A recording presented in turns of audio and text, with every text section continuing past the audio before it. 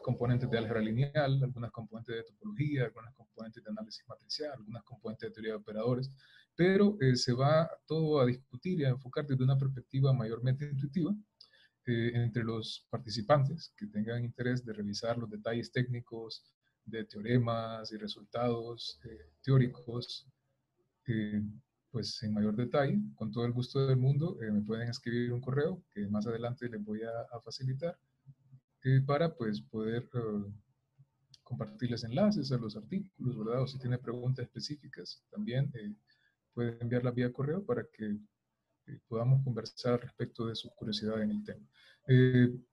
También, ¿verdad? Igual le voy a compartir los enlaces a algunos de los artículos para que usted sin ningún problema pues pueda acceder a copias que están disponibles. Algunos de ellos hay copias disponibles en línea para que usted los pueda revisar.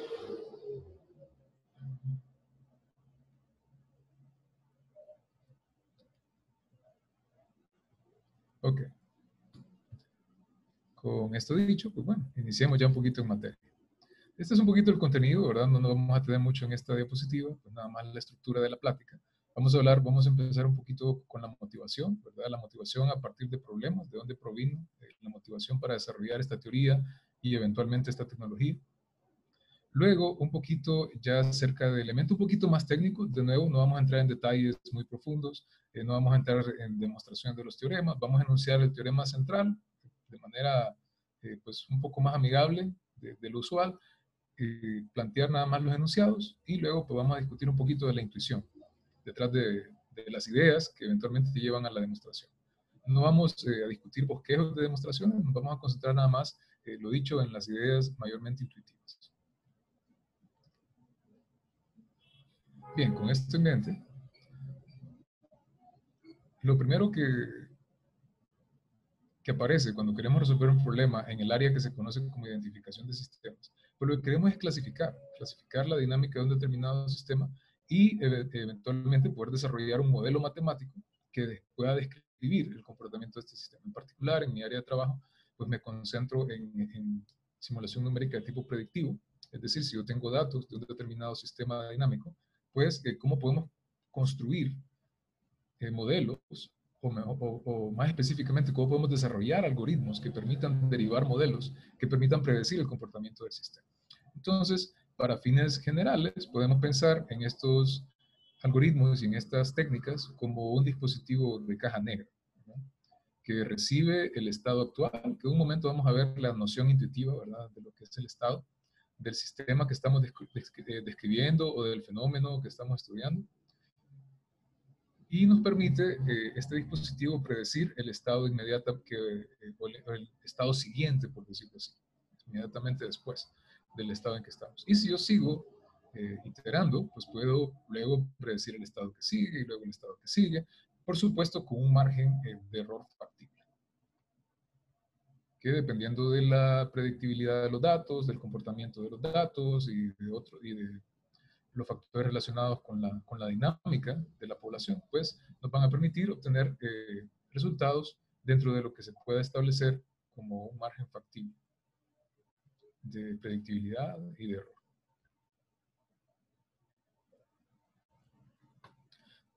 Muy bien. Entonces, algunos de los elementos de motivación, ¿verdad?, de la parte técnica, ¿verdad?, provinieron de sistemas biomecánicos, ¿verdad?, colegas que estaban interesados en poder simular susceptibilidad a fracturas de estructuras óseas, ¿verdad?, en el cuerpo humano, basados en la respuesta mecánica natural o en la dinámica modal de estas estructuras, pues plantearon preguntas interesantes y eso me motivó a pensar cómo desarrollar una teoría matemática minimalista que permitiera atacar estos problemas de manera abstracta y general, pero a la vez que nos permitiera derivar con una cantidad factible de trabajo computacional, algoritmos que pudiéramos implementar para resolver los problemas. Entonces, para ello, pues hemos desarrollado esta tecnología RCA o ACR, por las siglas en inglés, que permite combinar programas como Octave, Calculix, todos son de código abierto, para resolver estos problemas computacionalmente, implementando las ideas de los teoremas centrales de esta investigación que se han convertido en algoritmos. Entonces, por una parte, la motivación vino de sistemas biomecánicos. Por otra parte, de sistemas mecánicos estructurales, ¿verdad? En ingeniería, eh, me toca trabajar con frecuencia tanto con académicos del área de ingeniería como con ingenieros de campo en formación, ¿verdad? A través de talleres y pues asesorarles bien a nivel de consultoría o a nivel de capacitación en estos temas de simulación. Y pues uno de los problemas aparece cuando estudiamos, por ejemplo, ahí tengo un modelo que lo realicé en FreeCAD, que es otro código abierto de diseño de ingeniería, de una estructura de acero, de un edificio, y lo que queremos, por ejemplo, un problema común es identificar la dinámica de la estructura debido a fuerzas externas, por ejemplo, la acción de un sismo y acciones de otras cargas externas que la estructura puede experimentar. Entonces, esto fue también parte de la motivación para desarrollar esta teoría y la tecnología correspondiente. Y también fue parte de la motivación, también provino del hecho de que a la hora de enseñar este tipo de material, por ejemplo, me pasa con mis estudiantes, tanto a nivel de pregrado como de posgrado, cuando uno quiere enseñar estos materiales, por ejemplo, clases de tipo topológico, como topología algebraica, son bastante abstractas, entonces a veces es difícil proveer un contexto y siempre trato, dado que tengo el honor de servir como profesor del Departamento de Ingeniería Matemática de la Universidad Nacional Autónoma de Honduras, pues siempre trato de encontrar un enlace, ¿verdad? Independientemente de qué tan abstracto sea el material, encontrar un enlace con el mundo real. Y pues afortunadamente esta tecnología y esta teoría nos permite eso, nos permite encontrar un enlace entre la matemática abstracta, es esta álgebra y topología, y los elementos cotidianos y concretos como estructuras y otros elementos que podemos observar en el mundo cotidiano y en el mundo real, por decirlo así.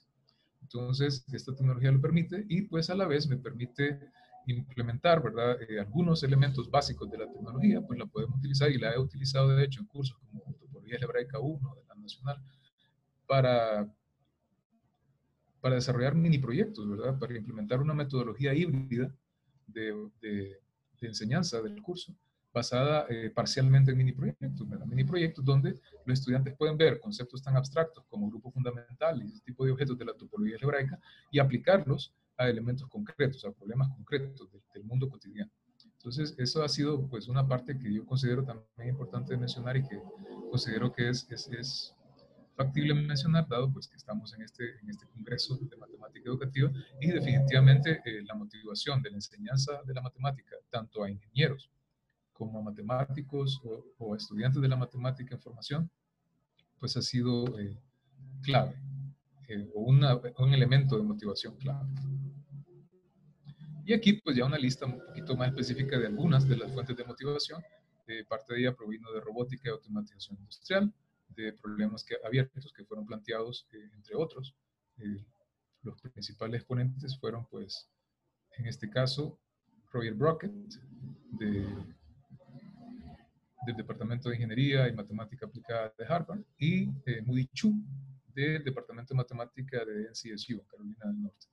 Y pues con quien tuve la oportunidad de trabajar durante un periodo de tiempo y que pues él tuvo la gentileza de compartir sus experiencias con estos problemas y de compartirme estos problemas abiertos y cómo podía o cómo eran de interés en el área industrial, no solamente en el entorno matemático, pero también en la solución de procesos o estudio y solución de problemas y procesos industriales, cómo estos problemas eran importantes en esa línea. Entonces, esto fue parte de la motivación, por supuesto, también la simulación BIM, que ya pues otra vez regresamos a la parte de ingeniería de estructuras, y donde pues hemos encontrado que con base en algunas preguntas planteadas y propuestas por Peter Irving de RWDI Consulting, pues vemos que también esta tecnología se puede aplicar para resolver problemas en simulación BIM de edificios inteligentes y semi-inteligentes, donde en un edificio pues yo coloco sensores en determinados puntos de la estructura para poder medir o para poder visualizar en tiempo real cómo la estructura va envejeciendo, cómo va cambiando a medida que el tiempo pasa. Bien, y en Big Data, ¿verdad? Por supuesto, Big Data y analítica predictiva, pues también, ¿verdad? Problemas planteados, entre otros, por uno de los principales expositores, que es Nathan Kotz, de la Universidad de Washington en Seattle. Y, por supuesto, como lo mencionaba, una cuarta fuente de motivación, que también ha sido fundamental para algunos de los elementos de esta teoría y de la tecnología correspondiente, ha sido la vinculación entre contenidos de clases teóricas totalmente abstractas, ¿verdad? Como mencionábamos, topología algebraica, y proyectos de aplicación en matemática y cómputos industriales, o sea, proyectos de aplicación concretos, bien concretos, para así, pues cambiar un poquito la vieja rutina, ¿verdad? De que topología se explica con topología y que ese tipo de matemática se explica con más matemática abstracta, pero que rara vez llegamos a reducirlo a esos ejemplos que son tan importantes cuando estamos estudiando ese tipo de contenido. Que casualmente ayer lo hablaba con un muy buen amigo, el doctor Ferrofino, y hablábamos de eso, ¿verdad? Porque muchas de estas ideas que ahora se han convertido en una teoría matemática, pues empezaron con conversaciones con mi buen amigo, el doctor Ferrofino, y pues precisamente hablábamos de eso, que mucha de esta teoría, muchas veces nos toca como profesores explicarla con más teoría, pero que una parte fundamental de entenderla es cuando ya venimos y podemos plantearle o compartir con estudiantes ejemplos, ¿verdad? Que podemos desarrollar con base en la teoría y que permiten, pues, establecer eh, o ayudar a comprender mejor los conceptos. Pero todavía mejor es cuando esos ejemplos ayudan a que el estudiante, pues, empiece a imaginar y pueda pensar en, en sus propios ejemplos, ¿verdad? Que como hablaba también con mi buen amigo el doctor Ferrufino, pues ya nos dice que estamos ya en otro grado ya de competencia, ¿verdad? Cuando ya podemos desarrollar nuestros propios ejemplos. Es decir, cuando entendemos los ejemplos eh, que ilustran un determinado concepto abstracto, eso ya es un grado de competencia, de nivel de comprensión. Pero cuando ya nosotros mismos podemos producir nuestros ejemplos, es todavía mejor. Y como siempre platico muchas veces con mis estudiantes, es fundamental en matemática poder producir nuestros propios ejemplos. Y siempre es importante asegurarnos de poder producir nuestros primeros ejemplos lo más prácticos y simples posibles, ¿verdad? Que es fundamental para poder asegurarnos de que realmente entendemos un concepto, que podamos plasmarlo en conceptos prácticos y simples, o en ejemplos, lo que yo le llamo ejemplos de juguete, ¿verdad? Con los que podemos jugar, que los entendemos bien, que nosotros los desarrollamos solamente con base en los conceptos teóricos y que los comprendemos a suficiente profundidad para poder entender todos los procesos involucrados. Entonces, este tipo de tecnología, dado que nos permite derivar algoritmos que se pueden visualizar muchos de sus resultados utilizando la computadora, pues ayudan bastante en ese elemento que yo considero fundamental en el aprendizaje de clases de tipo abstracto, ¿verdad? Cuando viene la necesidad de producir ejemplos concretos que nos ayuden a contextualizar los conceptos y las nociones. Acá pues nada más voy a mencionar este elemento, ¿verdad? Acá tenemos unas álgebras, que son elementos con los que tuve la oportunidad de trabajar bastante, que pues cuando era estudiante de doctorado y que pues luego pues me ha seguido, he tenido la necesidad y a la vez la suerte de seguir trabajando con ellos, ya como investigador. Y pues este tipo de diagramas me tocó resolverlos, diferentes variaciones de este tipo de diagramas cuando era estudiante. Y luego, ya para aplicarlo en problemas de investigación, me tocaba resolverlos. Y vamos a ver cómo esta nomenclatura abstracta que aparece en este diagrama, luego vamos a ver una representación pues, más concreta, un ejemplo un poquito más intuitivo, de topología pues, más intuitiva, que podemos graficar un poco más fácil, por lo menos con la computadora. Entonces, este tipo de diagramas son críticos a la hora de calcular estos modelos, porque son modelos que no solamente involucran, por decirlo así, teoría, pero que también los teoremas, las demostraciones de los teoremas son constructivas y nos permiten derivar demostraciones.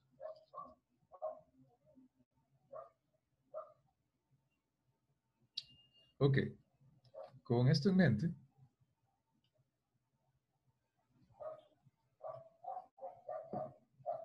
pues vamos nada más a omitir esto, ¿verdad? Solamente es una referencia que parte de los problemas consiste en calcular estos mapas, ¿verdad? Están familiarizados con topología, pues lo que buscamos es resolver estos mapas, de estos problemas de levantamiento, ¿verdad? Poder calcular representaciones particulares de estos mapas. Pero no vamos a entrar en demasiados detalles en eso, es nada más para que no quede como que un hueco conceptual, ¿verdad? Estas álgebras son relevantes a la hora de hacer el cómputo de los modelos. Porque pues, nos dan una noción universal, ¿verdad? Y el, el papel de estas álgebras, si las queremos ver desde una perspectiva más computacional, más aplicada, pues básicamente lo que nos permiten es tener acceso a una especie de base de datos infinita, donde las matrices dinámicas que vamos a ver en un instante, que están representadas con esta matriz sub T, digámoslo así, que todas las matrices dinámicas de todos los modelos que han existido, los modelos que existen en el presente y los modelos modernos, matriciales del futuro, todos viven ya en estas estrallas. Entonces, parte del trabajo consiste en establecer técnicas de base topológica que permite identificar esas matrices, donde este valor T es un parámetro importante que está determinado por una muestra, ¿verdad? Voy a regresar a mis diapositivas, donde lo que yo hago es extraer una muestra de los datos correspondientes a la evolución de un determinado sistema y a partir de esa muestra calcular las matrices dinámicas utilizando técnicas de topología conmutativa y no conmutativa. Luego, parte del trabajo de calcular representaciones particulares consiste en encontrar matrices que cumplan esta ecuación que está aquí, pero de forma matricial, y también polinomios, ¿verdad?, que puedan determinarse en términos de la información dinámica del sistema y que permitan calcular estas matrices dinámicas que van a cumplir estas ecuaciones que están acá y que están conectadas a las álgebras universales a través de este diagrama. Nada más para dar una noción genérica. Y esto pues está, por decirlo así, comprimido en este teorema general que tenemos acá. ¿Verdad? Que no lo vamos a revisar en demasiado detalle, pero nos permite establecer este teorema. Lo que me dice a mí, en resumidas cuentas, es que este diagrama es soluble. Siempre que, ¿verdad? Yo tengo un épsilon positivo, entonces una muestra de la dinámica del sistema que estoy estudiando y una matriz que representa la conectividad entre los estados, ¿verdad? Que más adelante vamos a mencionar un poco más de eso en la parte intuitiva, pero que está relacionada precisamente con eso, ¿verdad? Con sistemas en los cuales la dinámica de los estados pues tiene una cierta grafo de conectividad, entonces ese grafo se debe representar en esta matriz de unos y ceros. Y pues resulta que el teorema establece que existe un delta también positivo, ¿verdad? O un mapa de la álgebra generada por esta matriz que calculamos al conjunto de matrices complejas y una matriz precisamente en la álgebra correspondiente a esta imagen, tales que se cumplen estas condiciones que están acá. Siempre que, como decíamos, y aquí está el condicional, este elemento, ¿verdad? Siempre que estas restricciones son cumplidas, en particular con respecto a este elemento que está aquí, y a estas condiciones de, por decirlo así, verificación de que nuestras matrices dinámicas producen una predicción factible para los estados aproximados o para los estados observados dentro de un margen factible de error. Entonces, y que además, pues este elemento que vamos a ver aquí en las observaciones, este DEC que le hemos llamado en el estudio, pues lo que representa es un invariante topológico aproximado, ¿verdad? Que como siempre menciono, por lo menos en clases de tipo numérico con mis estudiantes, ¿verdad? Tipo análisis numérico, álgebra lineal numérica. En el universo perfecto, ¿verdad? De aritmética infinita, donde se considera aritmética infinita, pues no hay necesidad de considerar variantes aproximados. En la topología ideal, ¿verdad? Perfecta, en espacios topológicos con consideraciones ideales, pues los invariantes son perfectos, pero cuando yo calculo funciones que me permiten estimar los valores de estos invariantes, lo que yo puedo esperar de manera más realista es que la aproximación esté en un margen factible, ¿verdad? Que el valor del invariante esté en un margen factible de error.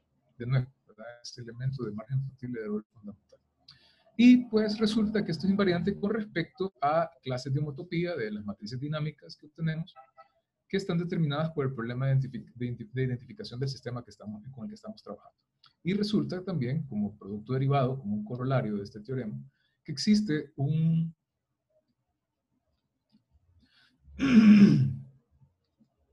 resulta que existe una...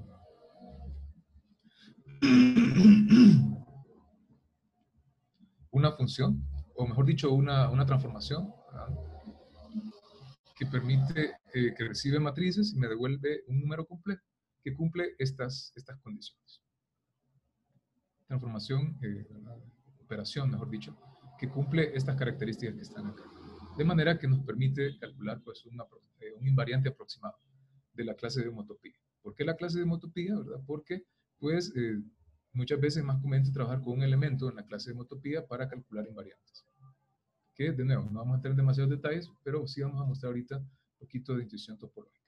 Y pues bueno, cuando ya tengo resuelto el problema de calcular matrices dinámicas, pues ya de nuevo, para hacerlo más aplicable en la vida real, nos encontramos con la situación que si yo quiero calcular ese dispositivo, ¿verdad?, que me permite predecir el comportamiento a corto y largo plazo de un determinado fenómeno que evoluciona en el tiempo, pues yo voy a necesitar primero, o con frecuencia, esto que es un embebimiento en el sentido usual en topología, que me permite tomar, por decirlo así, un mapa que me permite ir del espacio real donde está ocurriendo la evolución. Por ejemplo, yo estoy viendo cómo vibra una estructura, eso es en el mundo real. Pues este embebimiento me va a llevar a un espacio topológico que le llamamos un espacio artificial, donde yo puedo calcular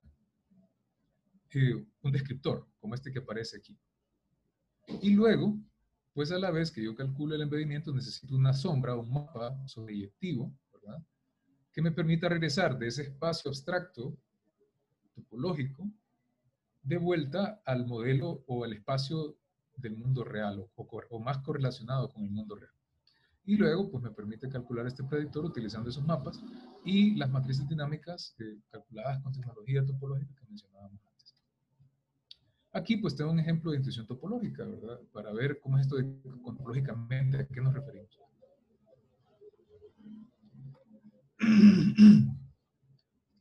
Y para ello pues quiero utilizar una variedad pues bien común en topología, que es S1, ¿verdad? Es esta variedad que la hemos coloreado, la graficamos aquí con el programa en Octave, ¿verdad? Es un programita base.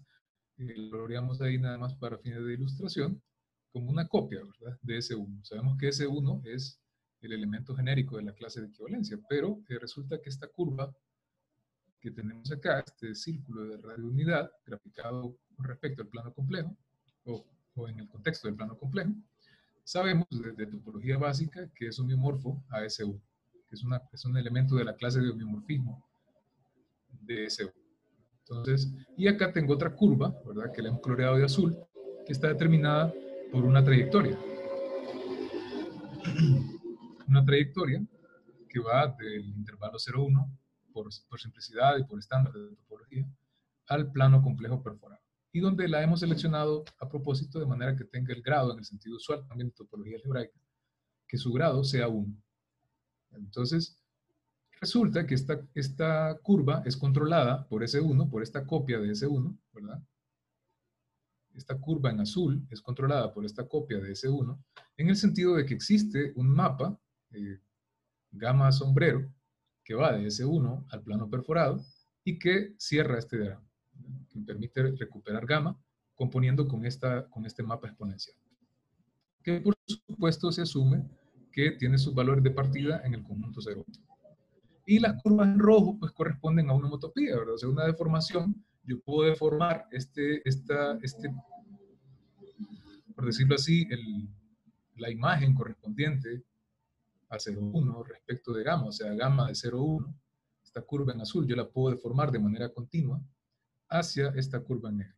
Eso me produce una homotopía, ¿verdad? Entonces, para diferentes valores del parámetro que me define la homotopía, de manera paramétrica, yo puedo graficar algunos elementos del rango de la homotopía para ver cómo, ¿verdad? Yo empiezo con la curva original, por decirlo así, si la quiero ver como que esa es la curva original en azul, y luego la voy deformando, ¿verdad? Poco a poco la voy deformando, se convierte, por decirlo así, después de un cierto valor o de un cierto conjunto de los parámetros, se convierte en esta curva roja, luego la sigo deformando, la sigo deformando, la sigo deformando, la sigo deformando, la sigo deformando continuamente, ¿verdad? De manera continua. La sigo deformando hasta que eventualmente se puede convertir en ese curva, ese círculo básico simple. Y resulta que el mapa está controlado por S1 porque existe esta factorización del mapa, ¿verdad? Que se aprecia también en este caso particular.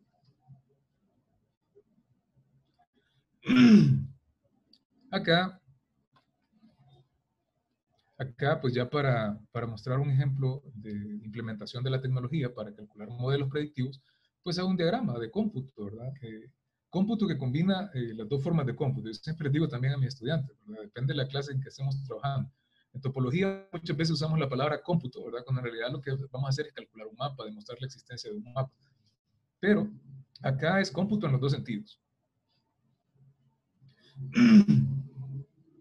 Dado que esta teoría nos permite precisamente calcular en ambos sentidos, calcular mapas, ¿verdad? Que cierran diagramas conmutativos topológicos, de contexto topológico, pero también calcular modelos matriciales que eventualmente podemos convertir en algoritmos. Entonces aquí, por ejemplo, conté con el apoyo de mis sobrinos, de Suave, Valeria, les escribí al WhatsApp y ellos gentilmente me hicieron estos dibujos de unos semáforos para ilustrar un sistema dinámico simple, nada más para un ejemplo. Tengo un sistema dinámico, ¿verdad? Un semáforo, y predecir la dinámica de un semáforo, digamos, de la vieja escuela, ¿verdad? Un semáforo que si está en verde, ¿verdad? Eventualmente va a pasar a amarillo, se va a estar un ratito un poco más breve en amarillo y luego va a pasar a rojo. Luego se va a estar un rato en rojo, luego va a regresar a verde y luego va a seguir repitiendo ese ciclo, por lo menos desde la perspectiva que lo estemos viendo. Y de forma complementaria en las otras caras, o similar en la cara posterior, en el caso que tenga también luces en la cara opuesta, por decirlo así. Pues resulta que esto me da una noción de algo que yo puedo predecir, ¿verdad? Como ser humano, tenemos esa habilidad innata en nosotros de poder percibir los patrones y producir predicciones a partir de los patrones. Pues con esta idea, pues podemos aplicar, por decirlo así, representaciones concretas basadas en los datos del cómputo de esos invariantes que veíamos anteriormente, para conectar este dispositivo, que ya es un dispositivo, digamos, de tipo electrónico, implementado con una, por ejemplo, con una computadora de propósito general, como un Arduino, un Raspberry Pi y una interfaz de potencia, y sensores que permite, por ejemplo, recuperar los estados de un determinado semáforo y luego, a través de una interfaz de potencia, de repente controlar o poner en fase otro semáforo o mantener en fase el mismo semáforo. Luego, que a través de técnica de análisis de datos podemos producir una especie de invariante, una especie de representación aproximada de estos invariantes que hablamos hace un rato, para conectar el dispositivo con los elementos abstractos, ¿verdad? De la parte teórica. Y luego, utilizar también variaciones de estos invariantes para, y ya de técnicas de análisis numérico y matricial, para, a partir de estas representaciones abstractas, producir modelos concretos que permiten predecir el estado y el comportamiento y a la vez, eventualmente, controlar el comportamiento, en este caso, del semáforo. Entonces, esto pues nos produce este ciclo, ¿verdad? De cálculo. Voy de lo concreto a lo totalmente abstracto, luego regreso a lo parcialmente abstracto, que es el modelo, y el modelo me permite producir un algoritmo que eventualmente convierto en un programa binario que puedo utilizar para instruir al dispositivo, en este caso representado con este diagrama de caja negra, de diagrama de transición, este dispositivo sigma D, que me permite predecir y también, si así lo determino y tengo la tecnología y el hardware para hacerlo, también controlar. En este caso, pues el semáforo. Entonces, es un ejemplo de un ciclo de implementación de esta tecnología. En un caso, pues, quizás no el caso más elaborado del mundo, ¿verdad? Un semáforo, pero que sí nos permite ilustrar la noción de estado, ¿verdad? De un sistema dinámico que va cambiando de estados. En el caso del semáforo, pues los estados son, si está en verde, ¿verdad? El estado de la luz verde, que sería en este caso siga, ¿verdad? Luego pasa a la luz amarilla, el estado de precaución y mejor detenerse. Luego el estado rojo, que es también mantenerse detenido, para luego llegar de vuelta al estado verde, que ya podemos avanzar. Bien, entonces, con eso en mente, pues, algunas aplicaciones. En el contexto de análisis de señales, ¿verdad? Este, pues, provino de interacción tanto con colegas en la academia, como con colaboradores de estos colegas que están directamente en la industria. Ellos tenían preguntas acerca, ok, está bien, creo que entiendo la noción matemática, pero ¿cómo lo aplico en problemas industriales? ¿Cómo yo predigo ciclos de mantenimiento? ¿Cómo estudio señales provenientes de dispositivos electrónicos, de sensores electrónicos en procesos industriales? Y pues para ello se desarrolló implementaciones particulares de esta tecnología a este tipo de procesos. Entonces aquí tenemos dos casos de estudio, ¿verdad? En el caso de una señal periódica, el patrón de error de estimación, ¿verdad? Pues, cae dentro del error factible. En el caso de una señal semiperiódica o casi periódica, pero con ruido aleatorio, lo cual ocurre también, ¿verdad? En la industria, ¿verdad? Los sensores mismos, la configuración, problemas, defectos de fábrica, pueden producir de leves a severos errores de tipo aleatorio o ruido de tipo aleatorio. Entonces lo simulamos acá y vemos que el error de estimación o de predicción es factible porque se mantiene, como vemos en la curva verde, dentro del margen de ruido.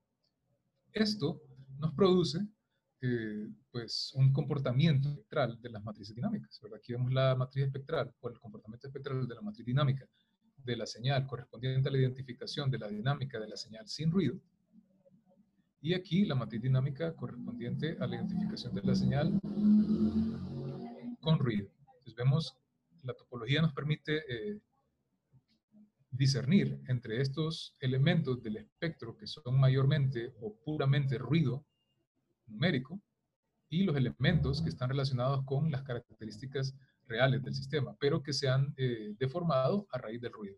Y es el poder de la topología que nos permite remover lo aparente y concentrarnos en la sustancia de los objetos. Acá pues fue otra aplicación también, ya pues motivada directamente por la interacción con colegas en el área meramente de aplicaciones de la ingeniería. Entonces yo tengo, por ejemplo, acá este esquema de marcos de concreto, que yo lo monto, por ejemplo, lo diseño en Flickr también, y luego utilizo el paquete, ¿verdad? El ACR package, que es este paquete de Octave Calculus que hemos desarrollado, para traer esos datos y poder calcular los modelos que van a predecir el comportamiento no lineal, en este caso de la estructura. Con eso, pues como es una estructura en 3D, pues voy a tener matrices dinámicas de comportamiento para cada dimensión y también una matriz o un esquema macro de acoplamiento de las matrices. Pero al considerar las matrices específicas, vemos que yo puedo ver el comportamiento espectral. Y de nuevo, esto nos muestra algo que vamos a mencionar brevemente en las conclusiones, que al final, cuando yo pienso en esto de una perspectiva abstracta de análisis matricial, toda la dinámica de todos estos fenómenos se puede pensar como ocurriendo en, por decirlo así, productos cartesianos de espacios topológicos homotópicamente equivalentes a sus conjuntos del disco cerrado. Eso también lo hablaba precisamente con el doctor Rufino, mi amigo, hace algunos días, que gran parte de esta dinámica o de este trabajo desde una perspectiva topológica, una vez que se estabiliza el sistema dinámico, se puede estudiar en términos de estas variedades. Por supuesto, acá, en realidad lo que hacemos es considerar proyecciones de las variedades, ¿verdad? Cuando en realidad esta variedad sería una variedad resultante del producto cartesiano o de tres copias, por decirlo así, de D2, ¿verdad? Sería homotópica a una variedad de ese tipo, que por supuesto no podríamos graficarla de esta manera, pero calculamos las proyecciones para mostrar el gráfico. Entonces aquí pues no se ilustra, no se ve debido a la aglomeración de puntos del espectro aproximado de las matrices dinámicas, pero esa componente azul que se ve ahí representa el círculo o una copia del círculo de radio 1. Entonces, dado que esta pues ya es una versión estabilizada de las matrices dinámicas del sistema. Entonces vemos que esto permite pues precisamente eso, ¿verdad? Conectar el mundo concreto, ¿verdad? De una estructura que está oscilando debido a cargas externas, peso propio y otro tipo de cargas, ante la influencia, por ejemplo, de un sismo, y un modelo eminentemente abstracto en un entorno geométrico, topológico no conmutativo, pero que la tecnología de representaciones cíclicas aproximadas nos permite conectar los dos mundos. Luego, pues algunas conclusiones. La dinámica de propagación de las variables dinámicas de la muestra puede modelarse aplicando la tecnología, ¿verdad? Eso, pues, el estudio, los artículos y los resultados teóricos y numéricos pues, han permitido verificarlo. La dinámica topológica espectral de propagación, ¿verdad? En este estudio particular de las variables dinámicas, tanto de la muestra como de la población, puede modelarse o estimarse también con esta tecnología RCA, calculando pues una variedad de control homotópica de un subconjunto, como lo decíamos, de una serie de K, de un producto cartesiano de K copias de D1, el disco cerrado simple, para algún K mayor o igual que 1 que los algoritmos permiten identificar. Y también que las técnicas de RCA pues, nos permiten una conexión entre contenidos bien abstractos y elementos del mundo cotidiano. Solamente para traer un poquito de contexto a las conclusiones, variable de control, pues lo que ejemplificábamos aquí. En este caso, S1 es la variable de control, porque está controlada la trayectoria azul a partir de una copia homeomorfa de SU, que en este caso está considerada como un subconjunto del plano complejo y en particular del plano perforado, ¿verdad? Cuando extraemos el cero para fines de estudio de las propiedades topológicas y las homotopías específicas que estamos considerando.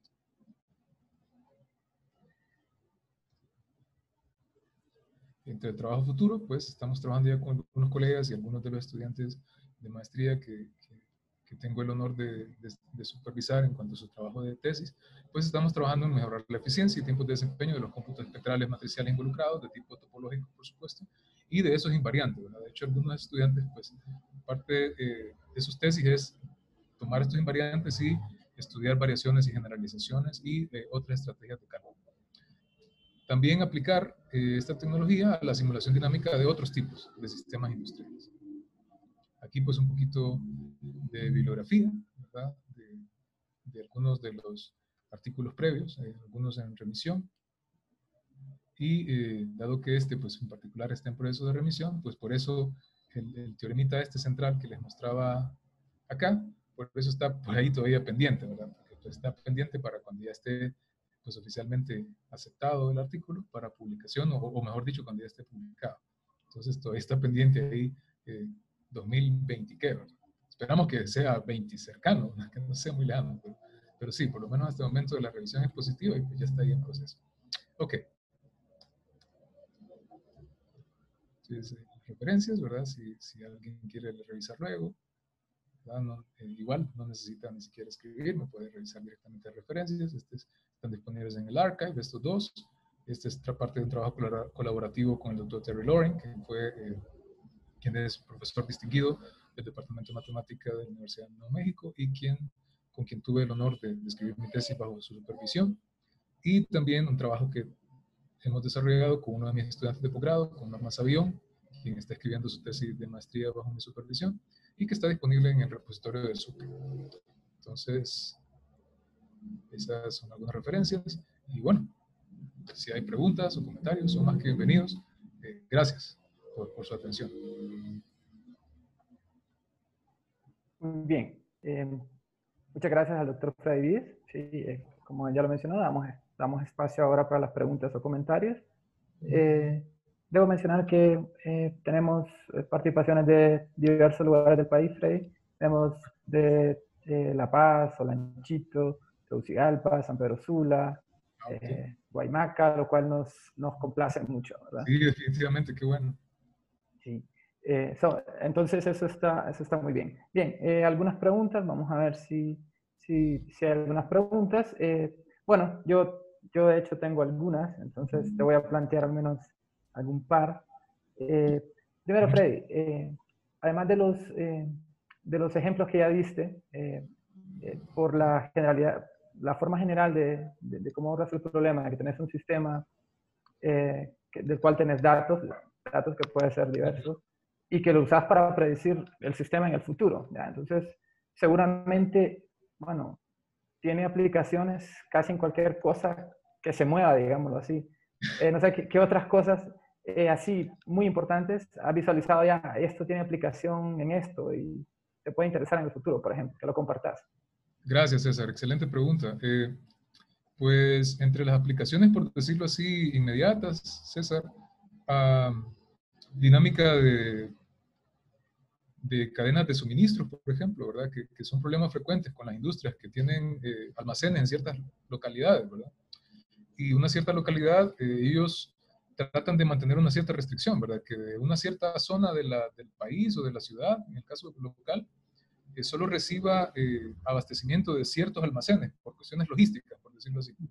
Entonces, podemos aplicar este tipo de modelos para dinamizar, para optimizar la dinámica de esa red de distribución, ¿verdad? Tomando en cuenta todas esas restricciones. De ahí la importancia de esa matriz que aparece en el teorema, ¿verdad? Precisamente para lo que vos mencionabas, para incrementar la aplicabilidad, para que sí contemple restricciones que aparecen con frecuencia. También mencionando un poquito el trabajo que hemos hecho con Norman, pues hemos también trabajado dinámica epidemiológica con este problema. Y pues también estamos interesados en la parte de dinámica social pero claro, para eso pues necesitamos pues de repente más colaboradores, ¿verdad? Más personas interesadas en el tema. Pero sí, esa es una, ¿verdad, César? Cadenas de suministros, que tienen fenomenología social. Y como vos decís, intentando que tengamos datos y, claro, en un margen, como lo platicábamos y como está contemplado en el teorema, con esos epsilon y delta, en un margen factible de error, ¿verdad? Porque algo que siempre es importante tomar en cuenta y que es uno de los postulados, digámoslo así, en cierto sentido, de la teoría de modelos, independientemente de qué tan abstracto sea el enfoque que le queremos dar o el acercamiento que queremos hacer, es importante tomar en cuenta un elemento clave, y es que no existe un modelo perfecto, infalible, ¿verdad? Pero uno trata de mantener sus predicciones, su modelo predictivo, en un margen factible. Y hay datos, ¿verdad? Que, por ejemplo, cuando se basan en series de tiempo, como en este caso, entre mejor sea los factores y los coeficientes de predictibilidad, pues mejor va a ser el comportamiento del modelo. Entonces, por supuesto, aquí es intrínseca, es fuerte la relación entre datos y predicción. Pero sí, esos serían, digamos, algunos de los elementos o de las áreas de aplicación en las que estamos pensando a corto plazo. Pero también yo estoy siempre pendiente, ¿verdad? De repente un estudiante me dice, no, pero de los que están ya trabajando en tesis conmigo, dice, pero de repente me dice, yo quisiera ver esto en algún campo, y si es factible, pues igual, podemos contemplar esa idea. O si un colega investigador dice, no, a mí me interesa este área y me gustaría ver si puedo aplicar esa tecnología, también, con mucho gusto. Para eso se ha desarrollado, para poder servir y apoyar a todos los que tengan la amabilidad de considerar aplicarla, implementarla en sus áreas de estudio. Muy bien. Aquí hay una pregunta que de hecho yo tenía algo relacionado con esto también, te la hace uno de los participantes. Okay. Dice, ¿qué opina de la inclusión de actividades tipo mini proyectos desde los primeros niveles de educación? ¿Consideras que es factible, por ejemplo, introducir a estudiantes de bachillerato, por ejemplo, o de otros niveles, ya en estas cosas, que no conozcan todos los detalles matemáticos, desde luego? Excelente pregunta.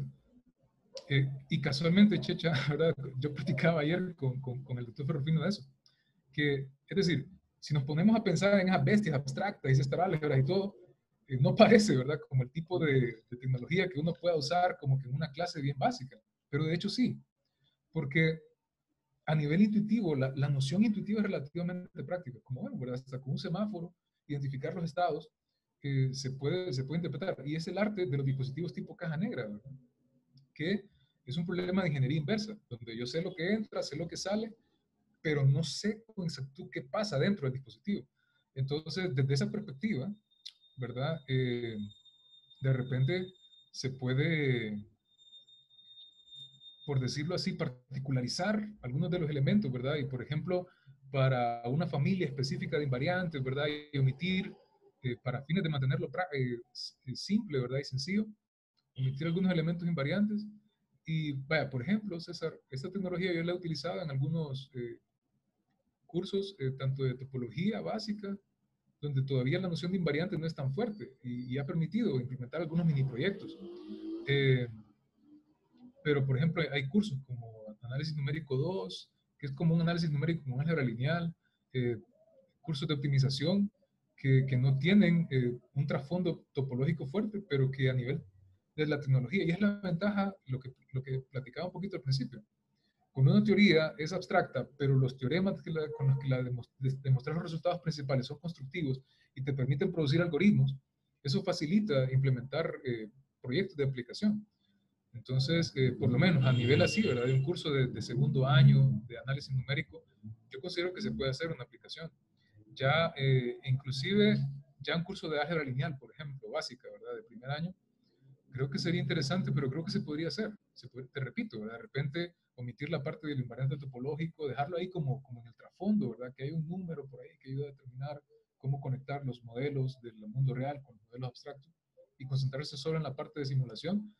Pero sí, creo que definitivamente a diferentes niveles se puede hacer, porque afortunadamente en este punto del desarrollo de la teoría, dado que existe una herramienta computacional, eso pues ayuda a hacer ese enlace. Y honestamente, evidencia experimental solo tengo de cursos como Topología, Geometría 1 de la Nacional, con los que lo he implementado. Tengo el proyecto de implementarlo con cursos como Análisis Numérico 2, Programación Matemática, que son más básicos, ¿verdad? Que el trasfondo de topología es mínimo o casi cero. Y ver la respuesta, ¿verdad? Pero por lo menos en cursos como ese, como te digo, donde ya lo he implementado, pues ha funcionado. A mí personalmente me ha funcionado.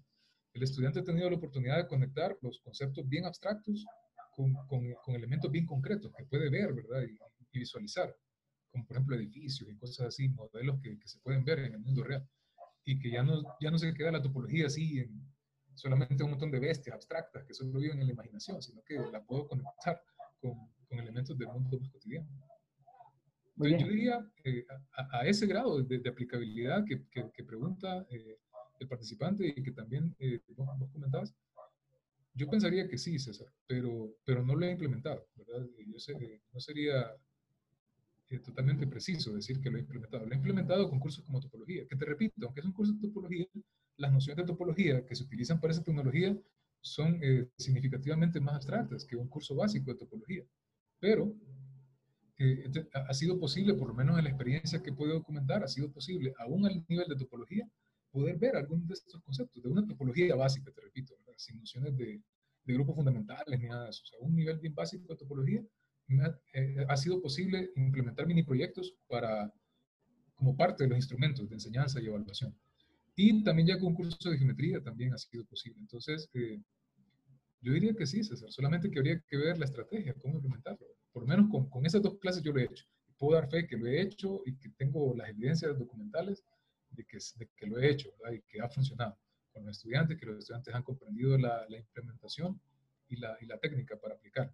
Pero ya con otros cursos, pues habría que verlo. Sería un problema interesante ver cómo utilizarlo en otras clases. O mejor aún, ¿verdad? Por ejemplo, en clases de repente de secundaria, en algún curso de simulación, eh, de algún grado de secundaria o de bachillerato, ver cómo implementar la tecnología para poner al estudiante en contacto, ¿verdad? De repente en algún curso donde el estudiante ha visto de repente matrices, ¿verdad? Y esos conceptos, podría ser factible pensar en utilizar ese tipo de modelos para mostrarle cómo las matrices se conectan con el mundo real, ¿verdad? De modelos del mundo real.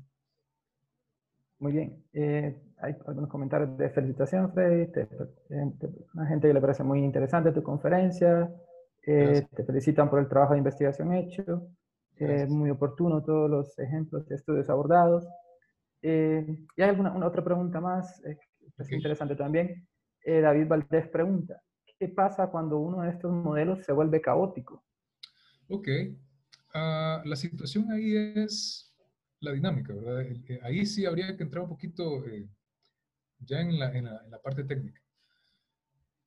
Una hipótesis bien clave en la que se basan estos modelos es que independientemente de la dimensión en la que yo estoy modelando, por ejemplo, ¿verdad? En lo que veíamos en la charla, puede ser una estructura que su evolución ocurre en 3D, pero el hecho de que la evolución es no lineal, la hipótesis que utilizamos para calcular el modelo es que existe un subespacio o un subconjunto denso de un espacio topológico infinito dimensional para el cual podemos calcular esos mapas que aparecían en una de las diapositivas.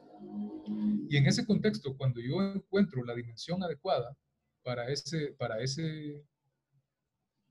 espacio artificial, ¿verdad? Que le llamamos artificial en este contexto porque es un espacio topológico meramente abstracto, pues yo puedo solventar esas situaciones, manteniendo local de dinámica, ¿verdad? En el caso genérico, eh, por decirlo así, caótico, la idea pues es calcular la noción de lo que llamamos aquí un cubrimiento, ¿verdad? Donde la noción de cubrimiento nos ayuda a ver la noción de caos desde una perspectiva topológica con lo que se llama en topología un mapa de cubrimiento. Pero sí, ahí ese elemento, por decirlo así, sí requiere una discusión un poquito más técnica. Pero con todo el gusto del mundo se puede discutir de repente en un correo, porque sí requiere elementos un poquito más técnicos, de espacios de cubrimiento, ¿verdad? Que ya, pues habría que ya entrar en la topología fuerte ahí, ¿verdad? Ya entrar en los detalles abstractos, cómo se demuestra esto, y cómo se construyen los mapas, para ver cómo esto se puede aplicar en el caso de presentarse un comportamiento caótico. No obstante, recordemos, ¿verdad? Que muchas veces nuestra perspectiva de la dinámica de un sistema está más basada en la dimensión en la que lo estamos considerando. ¿A qué me refiero con esto? Que si expandemos la dimensión en la que estamos considerando que la evolución ocurre, probablemente lo primero que necesitamos establecer es, número uno, el sistema presenta caos realmente o presenta una ilusión de caos. ¿verdad? Porque eso ocurre con frecuencia en aplicaciones. Muchas veces en aplicaciones concretas, que me ha tocado trabajar a nivel de consultoría en ingeniería, aparecen sistemas que las curvas de comportamiento de la dinámica del modelo reducido se ven así dan como una ilusión de caos. Pero cuando buscas el modelo matricial, te das cuenta que en realidad existe un modelo predictivo que las ajusta y que no es caótico en el sentido de caos de sistemas dinámicos. Entonces, son varios elementos que hay que contemplar a la hora de hacer los cálculos. Pero sí, definitivamente la pregunta es interesante y da para una discusión más profunda. Pero sí, ya es un poquito más envuelta la discusión. Me daría hablar que espacios de cubrimiento y topologías cocientes y un montón de cuentos más abstractos, pero que con todo el gusto del mundo se pueden discutir. Bien, te hago una última pregunta por cuestión del tiempo. Y dice Catherine Blanco, pregunta, ¿en algún tiempo esos modelos quedarán desfasados por la misma situación?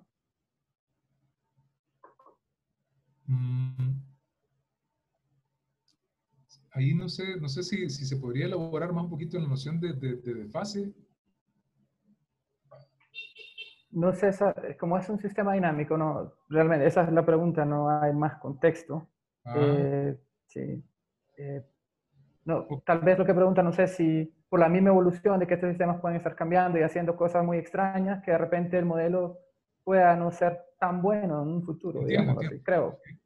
En esa perspectiva, así como lo planteas, esa es la ventaja de lo que veíamos, ¿verdad? Que la matriz dinámica, esa es una matriz a sub T, que depende de la muestra. Es decir, por ejemplo, cuando en el caso de este estudio que hemos estado trabajando con Norman, a medida que se van incrementando las muestras, el modelo va evolucionando. Es decir, no es un modelo estacionario. Es decir, porque recordemos que hay diferentes enfoques, ¿verdad? Están los modelos invariantes en el tiempo, donde uno tiene como que un modelo matricial y se queda con él y lo trata de aplicar mientras el tiempo exista o mientras esté el fenómeno en evolución.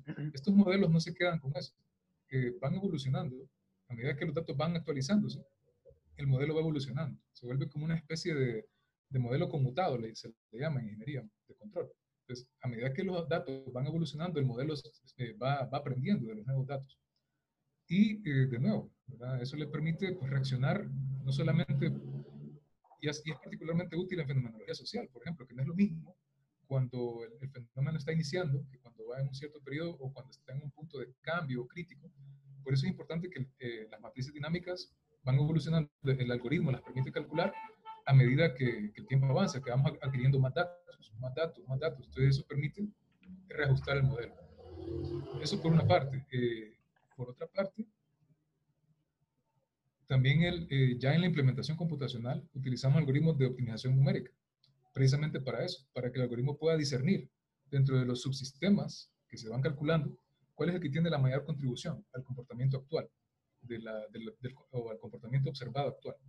Entonces, claro, si yo en algún momento dejo de obtener datos o dejo de actualizar el algoritmo con información nueva, por supuesto, definitivamente yo pensaría que sí, ¿verdad? Que podría suceder que empiece a haber como un desfase entre el comportamiento esperado o predicho por el algoritmo, por los algoritmos y el comportamiento observado.